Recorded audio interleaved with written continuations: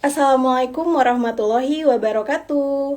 Hari Jumat pergi ke pekan, hendak melihat pohon akasia. Selamat datang kami ucapkan di diskusi Instagram Live Ruanita Indonesia. Halo sahabat-sahabat Ruanita, bagaimana kabarnya? Semoga kapanpun dan dimanapun berada, sahabat-sahabat Ruanita selalu dalam keadaan berbahagia dan sehat selalu. Yes, kembali lagi bersama saya Rufi dari Ruanita Indonesia. Hari ini kita akan kembali berdiskusi bersama nih sahabat-sahabat Ruanita, di mana topik diskusi kita pada hari ini sangat menarik nih, yakni tentang hidup minimalis, the joy of less. Di mana kita akan belajar nih tentang sebenarnya dengan kehidupan yang lebih sederhana, menerapkan kehidupan lebih sederhana itu ternyata bisa membawa kebahagiaan loh. Dan kita nantinya juga akan sharing bersama dengan dua narasumber yang sangat luar biasa pada hari ini, yakni ada Kak Rizka yang tinggal di Italia, di mana Kak Rizka ini merupakan freelance jurnalis dan juga kontributor di berbagai media termasuk di Ruanita. Dan Kak Rizka nantinya juga akan sharing bersama kita tentang bagaimana ya menerapkan hidup minimalis versinya Kak Rizka, dan pengalaman Kak Rizka juga tinggal di Italia seperti itu. Dan selain Kak Rizka, selanjutnya ada Kak Dewi yang tinggal di Amerika Serikat, dimana nanti Kak Dewi akan sharing juga nih bersama kita, dimana Kak Dewi merupakan seorang desainer yang punya branding tas bernama Dewi Maya dan juga berbagai usaha lainnya di Amerika Serikat. Tentunya juga nanti bersama Kak Dewi kita akan sharing nih sahabat-sahabat Ronita, sebenarnya bisa nggak ya menerapkan kehidupan yang fashionable di dunia fashion, apakah bisa dikorelasikan dengan kehidupan yang minimalis. Oke, dan untuk sahabat-sahabat Ronita, seperti biasa, diskusi kita akan berlangsung selama 30 sampai 40 menit ke depan. Jadi nanti kalau sahabat-sahabat Ruanita mempunyai pertanyaan atau mungkin mau sharing juga tentang pengalaman menerapkan kehidupan minimalis, bisa langsung untuk menuliskan di kolom komentar. Baik, langsung aja kita undang kedua narasumber kita pada hari ini. Ya, ini ada Kak Rizka dan juga Kak Dewi.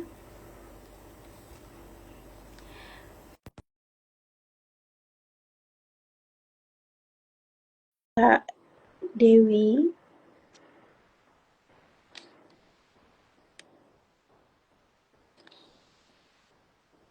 Di South Carolina, Amerika Serikat. Oke, wow. Halo Kak Rizka. Wah, Halo, view-nya udah langsung luar biasa. Wow, ini akan banyak orang lewat-lewat nggak apa-apa ya? oke Kak, yang nggak apa-apa. Kita sambil coba saya invite Kak Dewi dulu ya Kak. Oke, apa kabar nih? Alhamdulillah baik. Kak Rizka gimana kabarnya? Baik-baik, ya lagi liburan mah senang-senang aja ya. Oke, Ntar kita ya, aku coba connect dengan supaya nggak berisik yang lain. Halo, cek. Boleh dicoba audionya, Kak? halo, Kak cek. Rufi. Bentar Aman? ya.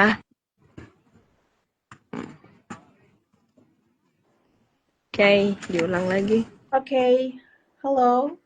Udah aman Kak? Mhm. Masih belum ya? Udah tuh kayaknya ada yang masuk, ada 4 ya? Yes. Kita sambil, nah, coba aku invite Kak Dewi dulu ya. Oke. Iya, itu deh. Selamat Selamat pagi. Halo. pagi. Gimana kabarnya Aduh, Kakak Cantik?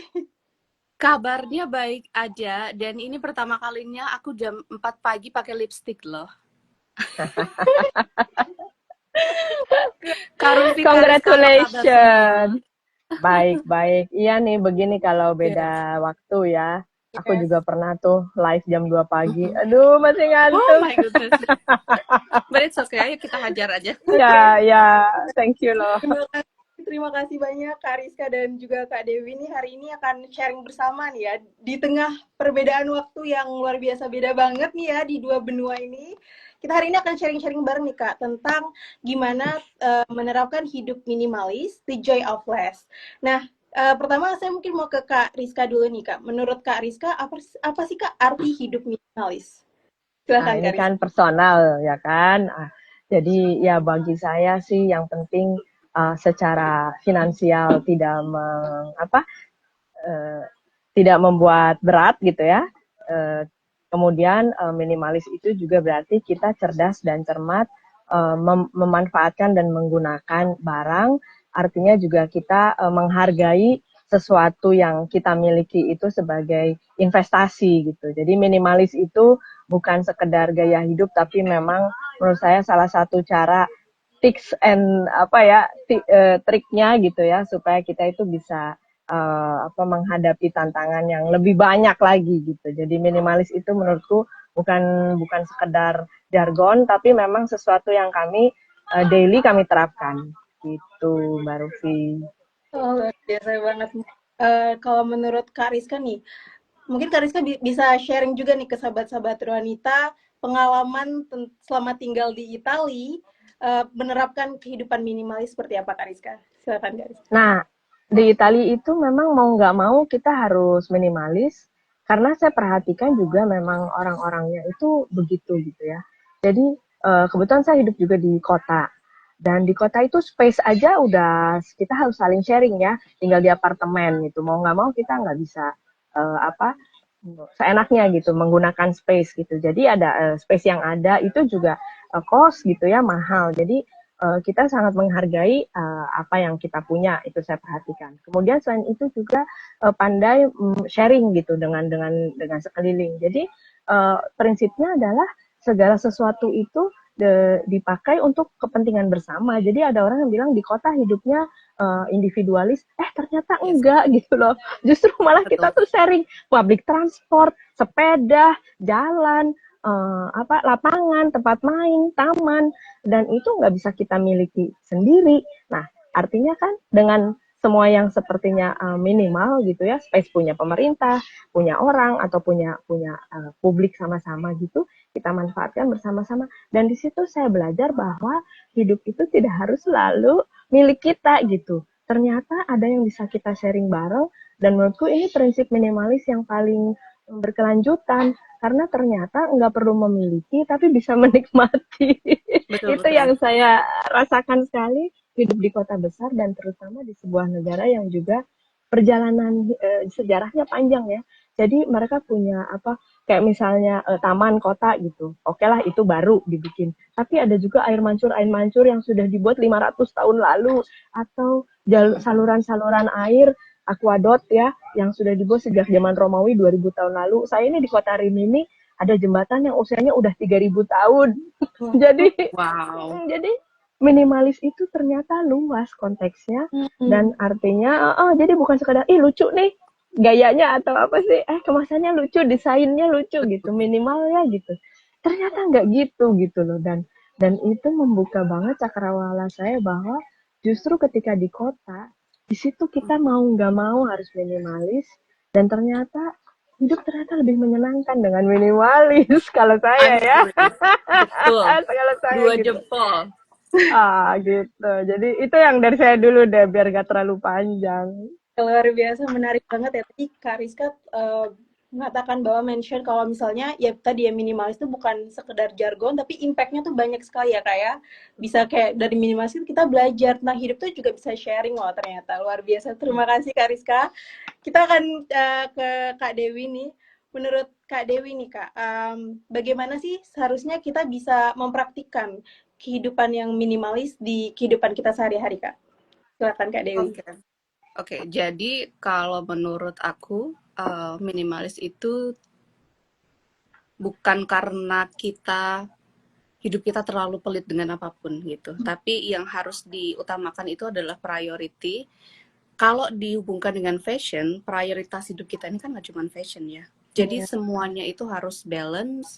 Terus juga fashion itu juga apa ya? Minimalis itu kalau digabungkan lagi dengan fashion itu tidak hanya jumlah atau bagaimana mewahnya barang itu, tapi juga harus ada fungsionalitas yang benar gitu. Jadi kalau diterapkan dalam hidup kita sehari-hari, minimalis itu banyak sekali. Pasti kita semua sudah mengenal istilah frugal living atau juga wardrobe closet. Itu aku suka banget, suka banget. Kalau dulu waktu aku masih teenager gitu ya, aku nggak paham ini semua apa sih, impactnya apa sih kalau kita terlalu banyak membeli barang yang kita sebenarnya nggak perlu gitu. Terus dari situ lama-lama aku ngerasa sendiri ternyata tumpukan sampah yang banyak itu juga dari kita sendiri loh, dan bagaimana cara kita mengatasi itu semua gitu. Terus akhirnya fashion show aku yang terakhir di Bandung, kita merecycle tas-tas dari bahan plastik. Jadi kita daur ulang lagi. Itu juga salah satu bentuk aku mau lebih apa ya? Aku mau lebih mengapresiasi seni pertama, dan yang keduanya aku mau coba minimalis itu gimana sih? Kita nggak perlu, walaupun aku ada vintage online shop juga ya, tapi nggak harus semua tuh yang serba mewah gitu loh. Oke. Aku setuju banget. Setuju. Nah, Oke, dan tadi kan kalau versinya Kak Dewi nih, bahwa kalau hidup kita lebih mementingkan tentang fungsionalitas tadi ya Kak ya, seperti itu. betul. Oke, mungkin Kak Dewi bisa sharing juga nih ke sahabat-sahabat Runita sebagai desainer, apa yang bisa kita lakukan nih Kak? Karena kan sekarang tuh fashion tuh perkembangannya tuh sangat cepat dan Iya betul. ya, luar biasa banget. Nah, di tengah Betul. perkembangan yang sangat cepat luar biasa ini, gimana nih kita biar nggak ketinggalan mode di tengah fashion Betul. yang trennya tuh makin luar biasa? Silakan Kak Dewi. Oke, thank you. Pertama fungsionalitas itu tadi. Jadi kita itu nggak perlu beli sesuatu untuk estetikanya aja, untuk kelihatan lebih bagus, kelihatan satu kali pakai udah selesai dan ngikutin fast fashion hari ini ya. Tapi juga dengan fungsionalitas dan juga kesadaran. Kita juga harus sadar apa yang kita lakukan untuk alam ini nantinya juga akan apa ya, impact-nya juga akan ke situ gitu. Jadi harus benar-benar bisa memilih dan juga mengutamakan fungsi. Wow, oke, luar biasa. Terima kasih Kak Dewi. Jadi kehidupan yang minimalis, kita jadi bisa lebih menerapkan kehidupan yang lebih mindful gitu Kak ya. Betul.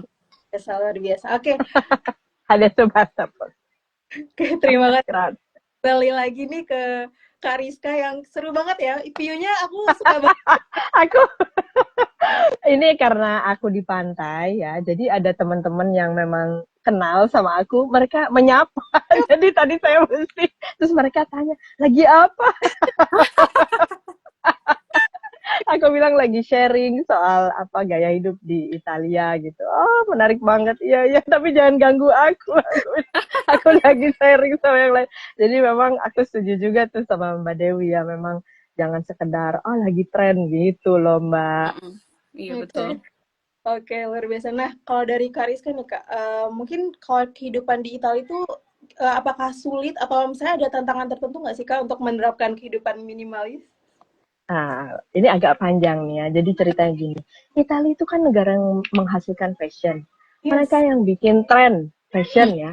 Kalau misalnya hari ini ada fashion show, itu untuk tren dunia tahun depan gitu loh.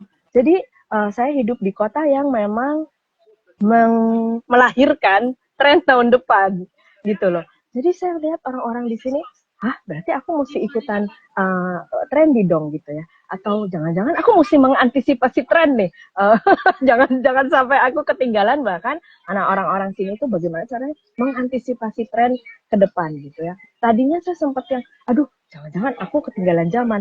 Jangan-jangan aku culun banget gitu tinggal di Italia gitu. Terus kan kita suka nonton tuh apa sih Sex in the City gitu ya, si Carrie Betul, Bradshaw tuh bajunya yang heboh banget gitu kan, pakai betul. stiletto ke kantor gitu. Aku bilang, hah, di Italia jangan-jangan harus begitu, apalagi Milan Fashion City gitu ya. Jadi aku tuh uh, sudah antusias dengan gaya hidup seperti itu, tahu nggak apa yang terjadi?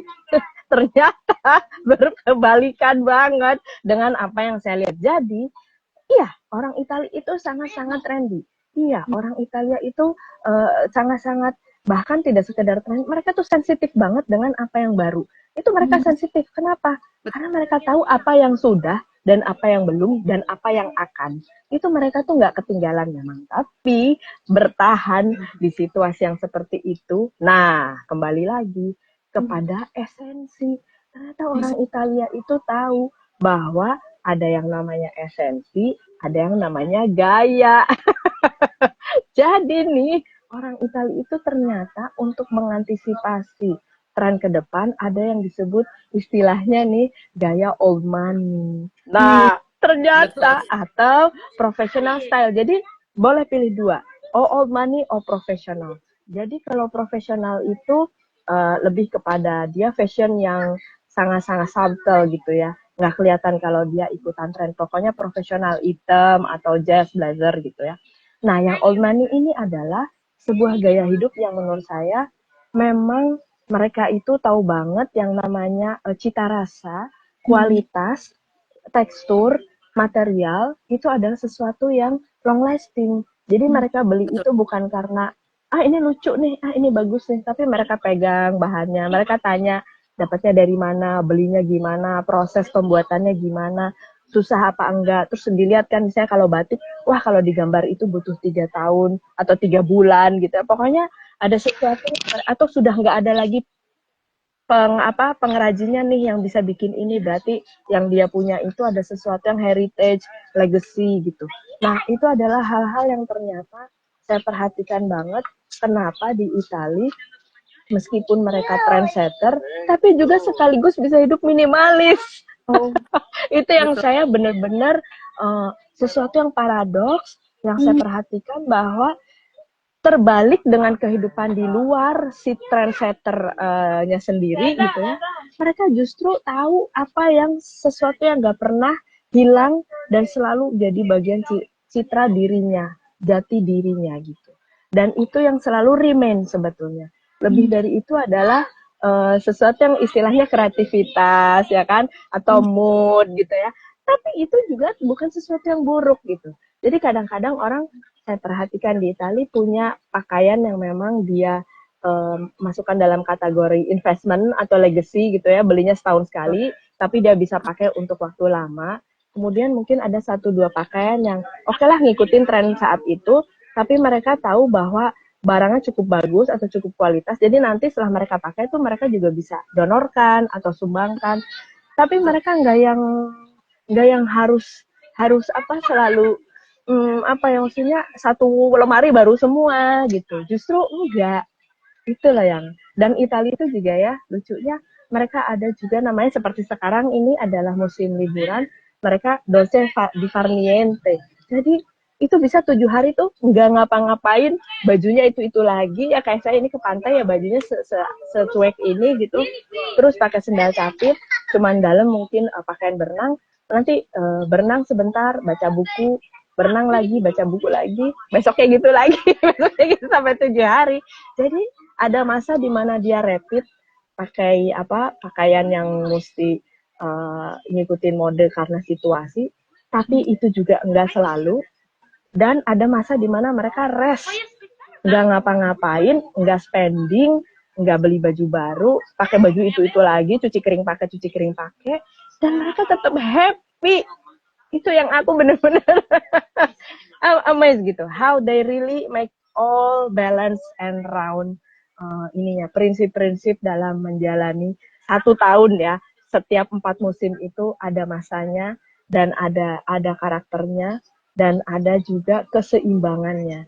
Itu yang menurut saya membuat yang namanya istilahnya minimalis menjadi sesuatu yang esensial juga sebetulnya di Italia yang kita kadang-kadang salah pengertian bahwa minimalis itu justru beli beli barang-barang baru supaya kelihatan minimalis dan ternyata enggak gitu. Gitu. Itu mungkin dari saya. Terima kasih Kak Rizka, luar biasa banget ya. Karena kan mungkin stigma kebanyakan orang bahwa misalkan Kak Rizka tinggal di Milan gitu. Milan tuh identiknya dengan, wow, kota fashion. Berarti harus selalu ngikutin fashion dan mungkin masih banyak yang berpikir bahwa ya memang harus selalu beli baru-baru. Dan ternyata enggak ya Kak. Tadi bahwa memang lebih menekankan pada esensial seperti itu ya Kak Rizka. Ya terima kasih Kak Rizka. Dan kita kembali lagi nih ke Kak Dewi. Menurut Kak Dewi, apakah fashion yang saat ini Kakak terapkan sudah mulai memikirkan gaya hidup minimalis atau seperti apa Kak Dewi? Dan apakah ada keuntungannya nih Kak untuk menerapkan hidup minimalis dalam fashion seperti itu? Silakan Kak Dewi. Oke, thank you. Pertama aku mau komen dulu sama Kariska, itu aku pikir wallpaper dari terus aku baru Ada orang lagi ngerti jalan-jalan. ternyata ada bule jalan kan. Oh itu real, bagus banget ya. Saking unreal-nya ya Kak. Makanya aku pikir, aduh Kariska pakai wallpaper apa kok di tempat saya nggak bisa diganti gitu loh. Ternyata ada bule jalan beneran. Oh my goodness. Ada family lagi senang-senang di pantai ya, lagi nikmatin pasir pantai. Ya itu ini Itali memang. Jadi mereka itu investasi banget di turisme ya. Jadi termasuk juga apa pantainya ini dikasih payung-payung gitu. Iya, Dikasih bener. payung-payung. Dan aku udah 10 tahun bolak-balik di tempat ini dan menurutku memang Itali itu kalau soal fasilitas, kenyamanan, menikmati hidup itu memang juara Yes, banget sih Mbak. bener. aku Beautiful. bilang sih, memang mereka tahu apa menikmati musim, menikmati alam itu. Jadi saya pikir Indonesia tuh nggak kalah indah, tapi mungkin kita perlu belajar dari Italia bagaimana mereka appreciate life Betul, and nature gitu. And betul. themselves juga, diri mereka juga. Karena menikmati alam artinya menikmati diri sendiri juga, ngasih kado gitu ya ke Betul, diri sendiri gitu. betul. Gitu. Oke. Kalau di Amerika gitu juga nggak? Di Amerika begini juga, sama juga seperti ini. I Jadi believe selama so. aku tinggal di Amerika itu banyak sekali hal yang bisa aku rubah. Aku banyak sekali, termasuk pandangan aku sendiri juga tentang fashion itu sangat sangat berubah. Yang dari dulu awalnya ngikutin fast fashion karena aku pikir desainer itu kita bisa bikin apapun dengan cepat, kita punya tim, aku mau yang ini, mau yang itu. Jadi fashion show pertamaku itu di New York dan produser fashion showku itu juga perempuan Indonesia yang hebat sekali, Ibu Fanny Tusiknen. Di situ aku masih bikin tas yang dari bahan leather dan satu tas lagi yang dari faux leather, jadi bahan sintetik. Terus awalnya kan aku nggak tahu ya, ini kota negara yang aku baru pertama kali datang ke sini, tapi jiwa entrepreneurku tuh ada gitu. Aku sudah coba untuk kerja di tempat dari mulai restoran, fashion industry dan lain sebagainya. Aku udah mulai kerja di situ, tapi ngerasa kayaknya ini bukan hidup aku deh. Aku mau balik lagi dengan apa yang aku suka. Akhirnya aku bikin tas itu langsung fashion show pertama kita datang ke New York. Tapi setelah di hari itu, market kita ini lama-lama terpisah sendiri, di mana orang lebih menyukai bahan-bahan kulit, leather material, dan mereka tuh nggak suka sama yang faux leather atau sintetik, walaupun harganya lebih murah. Terus aku pikir lagi, ternyata orang bule itu mereka sangat mengapresiasi sekali dan sangat sadar tentang fashion, tidak cuma aku mau pakai hari ini, besoknya aku mau ganti. Yang kayak gitu, tapi mereka lebih ke aku mau beli satu yang ini tapi aku mau pakai lagi selama bertahun-tahun, yang kayak gitu. Terus itu bikin aku belajar juga sih. Terus yang daripada itu semua, aku mulai lebih mengerti, memberikan kesadaranku juga tidak cuma tentang bahan apa yang kita pakai, tapi dengan siapa kita mau bekerja sama, dengan siapa kita mau berbagi hidup dan fashion yang minimalis itu. Akhirnya aku fashion show terakhir itu semua barang dari Indonesia, aku ajak UKM Indonesia gabung dengan kita, bagaimana caranya untuk kita bisa bikin dari jarak jauh nih, dari Amerika Indonesia kita bisa bikin tas handmade, aksesori yang handmade. Karena di sini ternyata juga diapresiasi sekali. Orang itu sangat merasa ketika mereka menggunakan barang yang handmade, dan itu juga terjadi sama aku ya. Aku tuh jadi ngerasa lebih pede dengan diriku sendiri gitu, daripada ngikutin fast fashion yang lagi trending hari ini. Tapi kalau dengan barang-barang yang handmade, aku tuh jadi ngerasa I'm different gitu loh. Jadi True.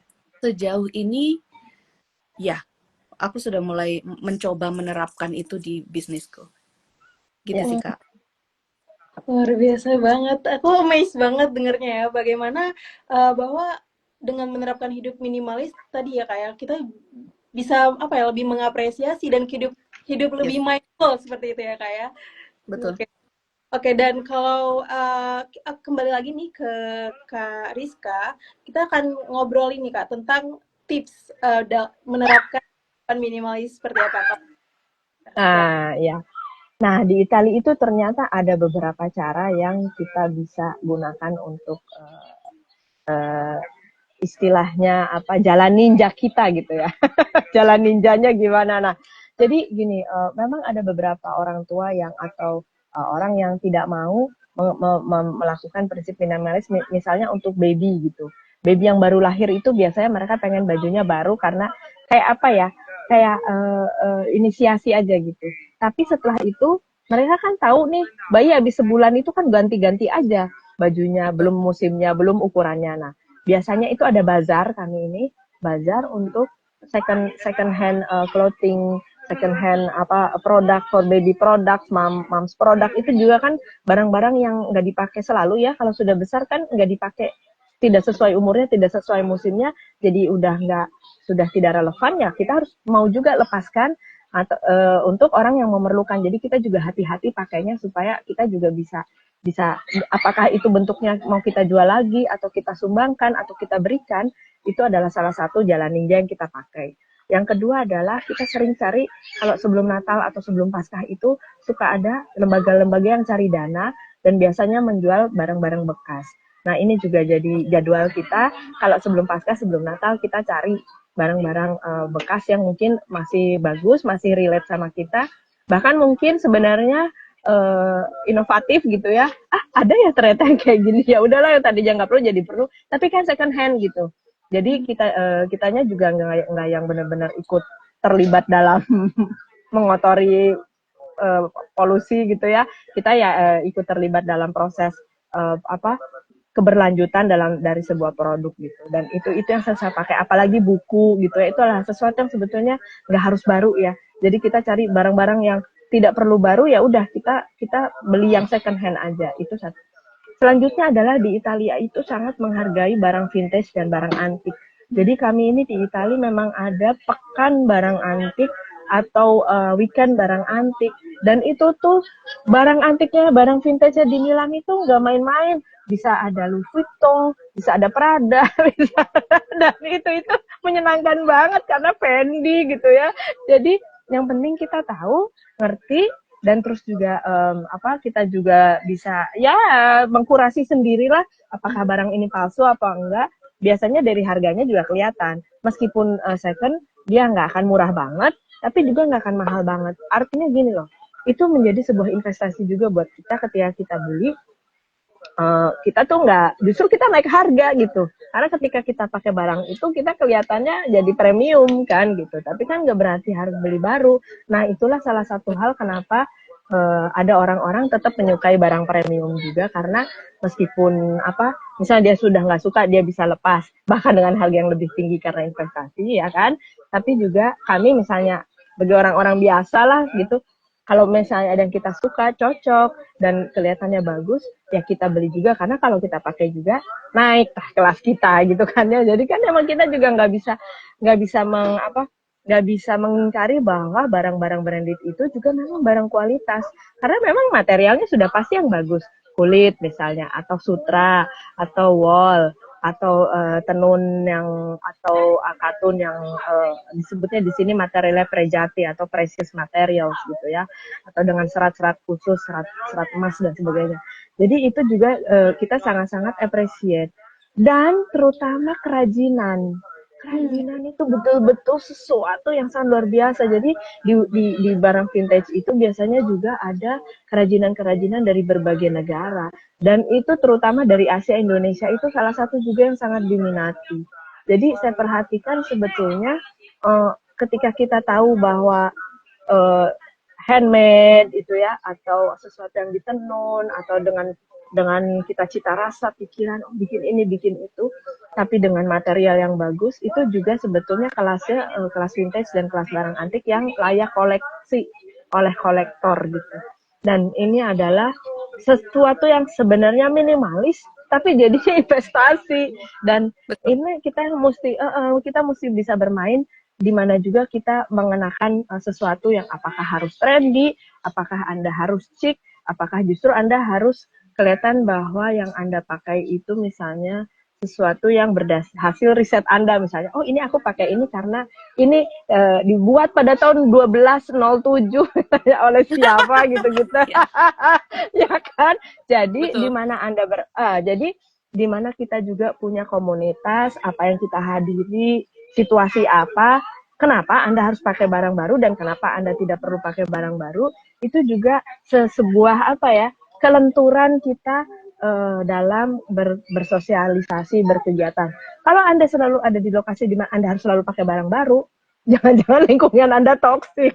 Iya, betul. Jadi yang senangnya cuma komersialisme gitu ya, konsumerisme gitu ya. Jadi juga Anda harus lihat, loh, kok teman-temanku senangnya barang-barang yang trendy doang ya, ini kalau saya bawa barang ini kok mereka nggak bisa menghargai. Artinya perlu diperluas itu pergaulannya, perlu ganti circle atau perbanyak jenis circle-nya gitu. Jadi ketika kita pergi-pergi juga nggak yang, aduh aku nggak punya baju baru jadi nggak pergi. Tapi kan kalau ada komunitas yang menghargai vintage things atau apa koleksi atau barang-barang berburu di second thrift ya, kalau sekarang serunya ya disebutnya ya. Nah, ini juga kita perlu perluas juga pergaulan kita. Jadi memang apa yang kita kenakan, apa yang kita pakai itu kan merupakan citra diri kita sebetulnya. Tapi itu juga tergantung dengan siapa kita bergaul kan. Jadi ketika kita perluas cakrawala kita perluas jenis pergaulan kita, ternyata di situ kita juga bisa bermain, kita juga bisa berekspresi. Kita punya koleksi ini, kita punya koleksi itu. Dapat kemarin waktu liburan ke Banten, ke Baduy, kemana kita pakai, orang apresiasi, ih lucu amat, ini dari mana? Nah itu yang saya perhatikan di Italia, ternyata kerang gitu ya, atau apa. Tapi mereka perhatian memang mereka perhatikan, oh kamu kemarin dari Indonesia ya, oh ini ya kainnya ya, oh ini bikinnya susah ya, coba diceritain. Dan mereka betul-betul pengen tahu, bahkan nitip, Mbak bawain dong nanti kalau pulang gitu-gitu. Artinya kita mempromosikan juga. Nah, itu adalah apa menurut aku konteks ketika fashion tidak memenjarakan kita, tapi kita justru memanfaatkan pergaulan kita sebagai jembatan untuk ekspresif, juga menghargai para desainer ya.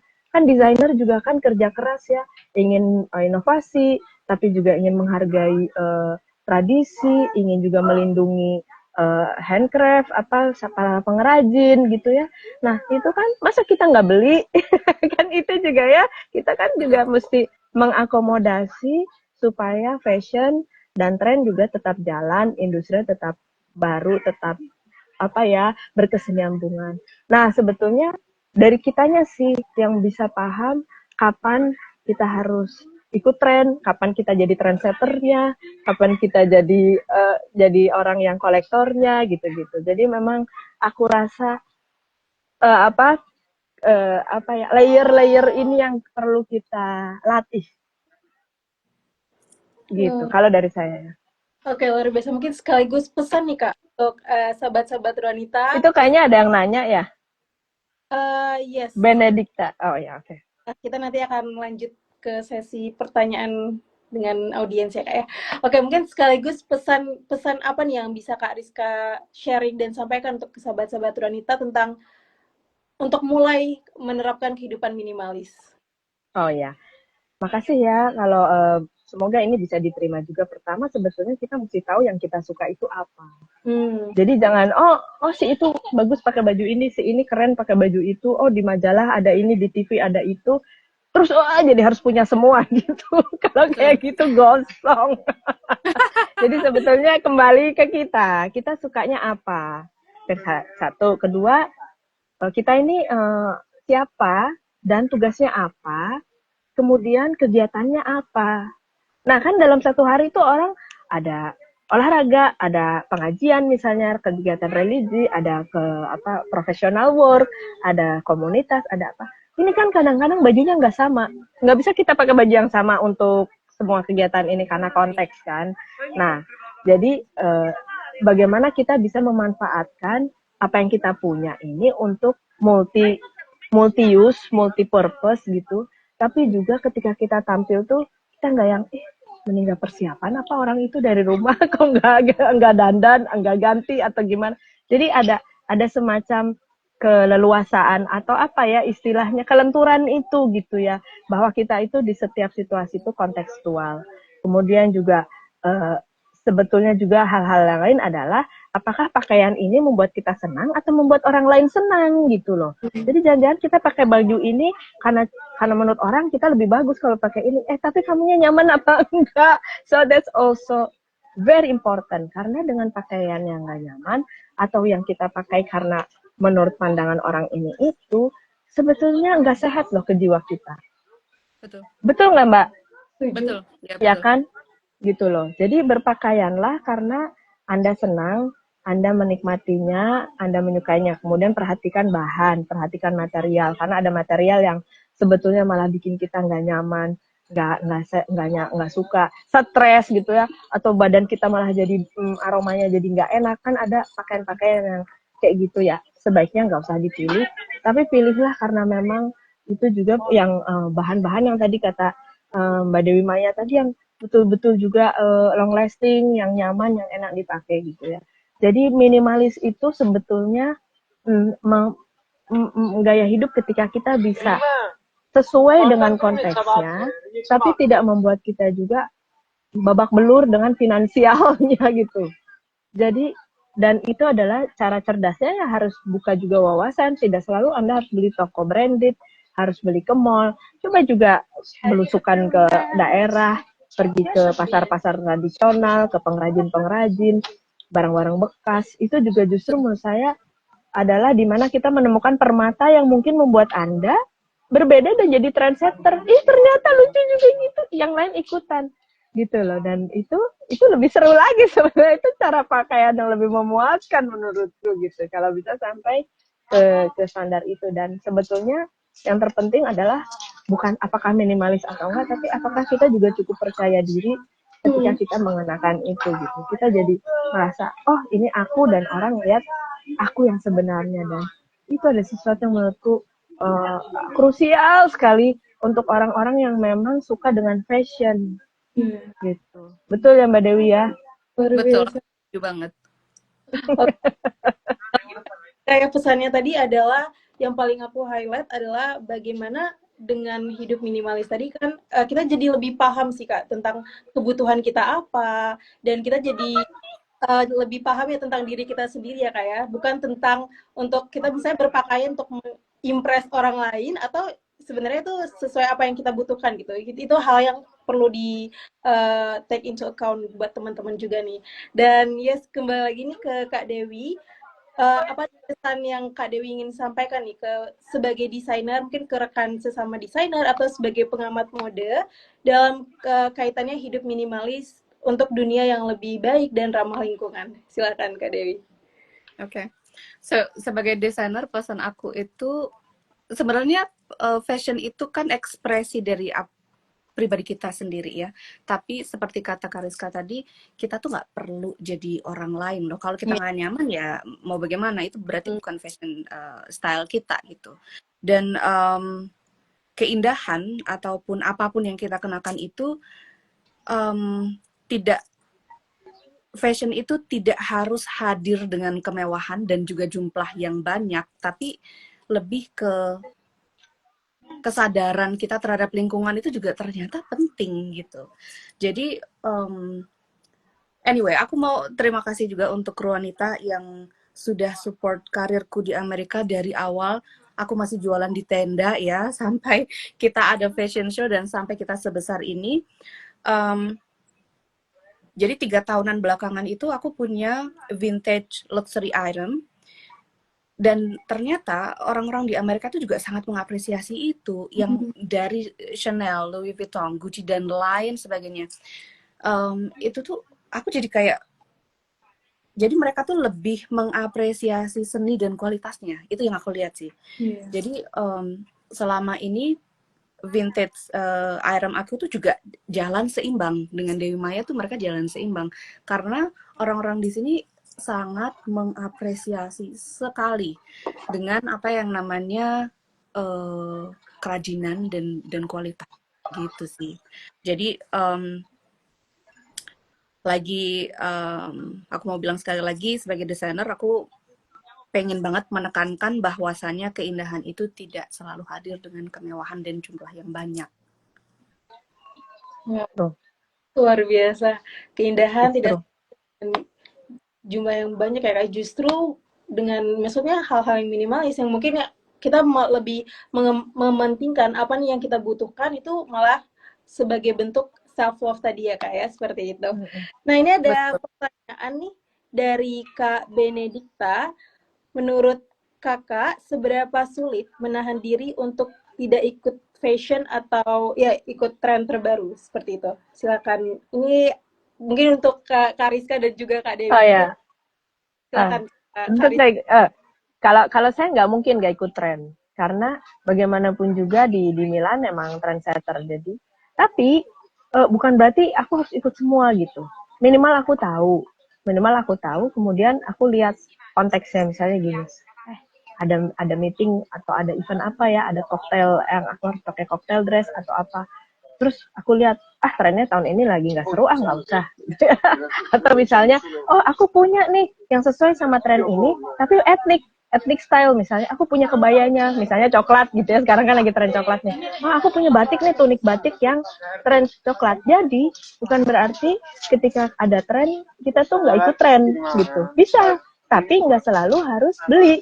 Jadi apa, gali lagi tuh kita punya wardrobe, punya apa gitu. Nah, itu yang makanya saya sampaikan, apa yang kita simpan itu, yang bisa kita simpan itu memang yang good quality gitu. Jadi jangan yang yang mudah lapuk atau mudah rusak gitu ya. Jadi karena dia good quality, ini lagi ada tren coklat, ini ada tren warna apa, ini apa, dilihat lagi, ada kebayaku, ada batik aku, ada jarik, ada tenun aku dengan warna-warna yang mendukung gitu, misalnya lagi musim panas, lagi musim dingin, yang mana. Jadi kan kita cari gitu. Jadi mengikuti tren sebetulnya belum tentu harus beli.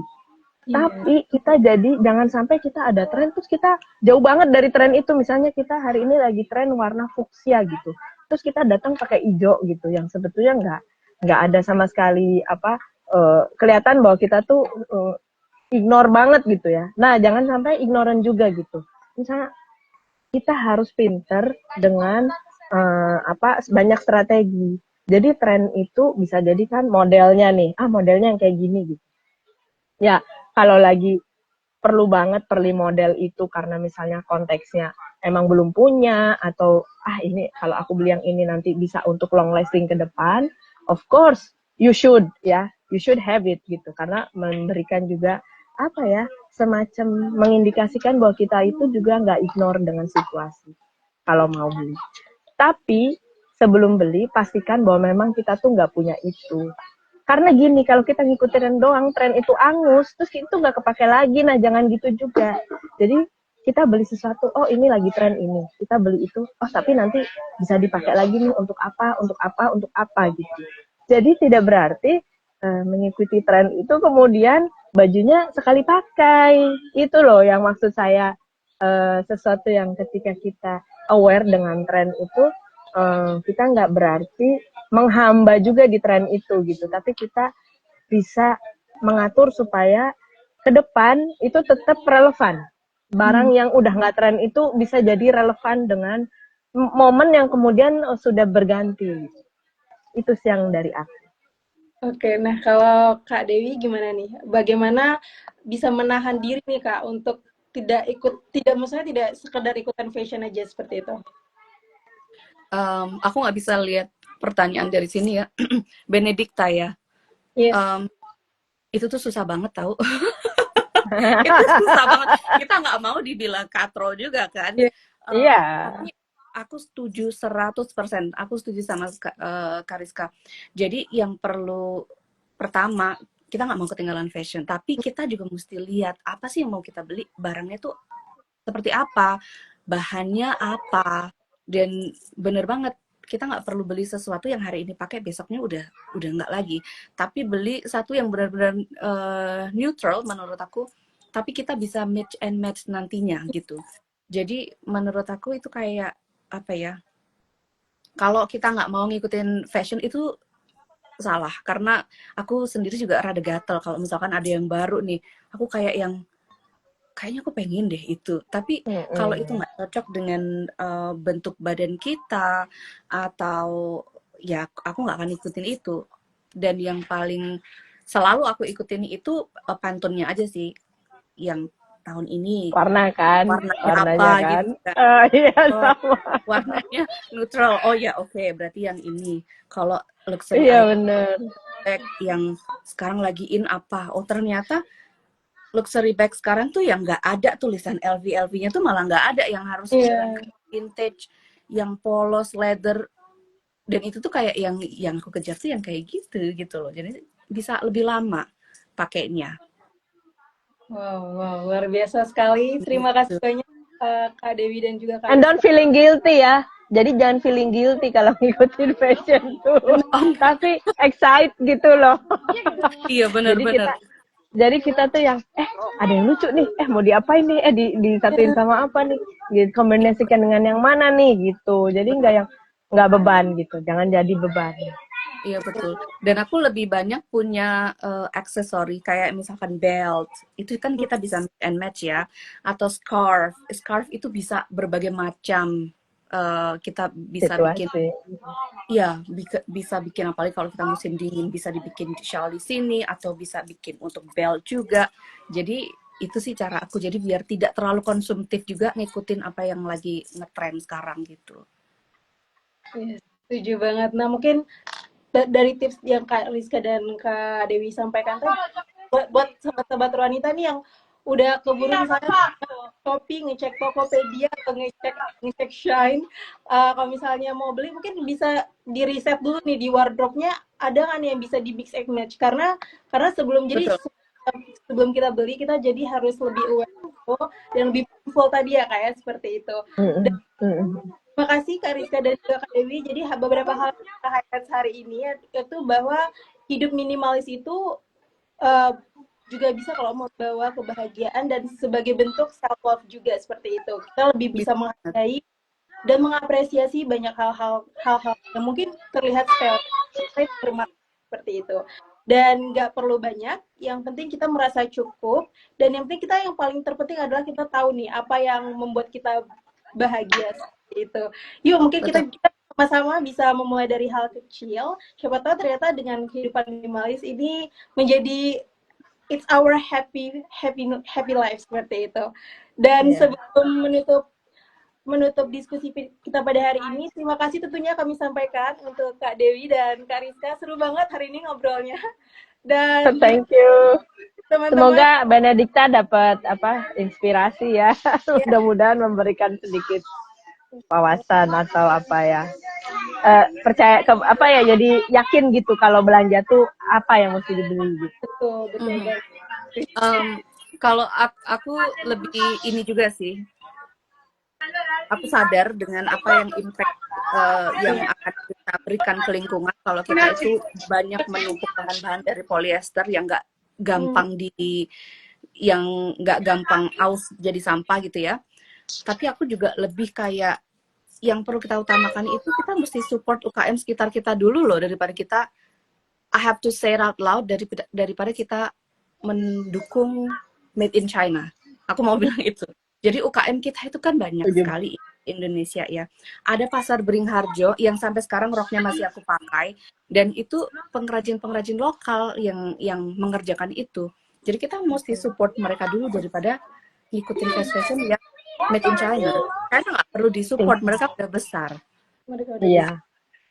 Dan justru kita mesti juga ada beberapa kayak misalnya katun Bali itu tuh bagus banget, enak banget dipakainya, dan memang iya kan, terus nggak jadi apa ya, bukan berarti barang lokal itu kamu nggak trendy gitu, justru yang di sini nih, mungkin dari Mbak Dewi di Amerika dan saya di Italia, justru mereka tuh mencari apa yang dari Indonesia loh sebetulnya, menunggu juga karena justru material, skill, kemudian apa ya, ide, kreativitas itu dari kita sebetulnya.